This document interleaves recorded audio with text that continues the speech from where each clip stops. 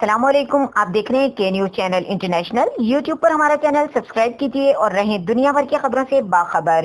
رخ کریں گے ساہیوال کا، جہاں سے رپورٹ کر رہے ہیں ہمارے نمائندے گلفام حیدر۔ فرشتہ صرف انسان ہو تو معجزات آج بھی ہو ہی جاتے ہیں۔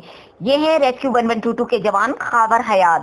ساہیوال گورنمنٹ ہسپتال میں نیو بورن بیبی کو ڈاکٹرز نے مردہ قرار دے کر ہسپتال سے نکال دیا۔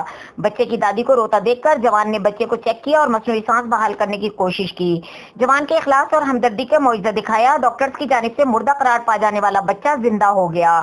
خاور حیات کو والدین کی کروڑوں دعاؤں کے ساتھ ریسکیو کی جانب سے بھی انعام سے نوازا گیا۔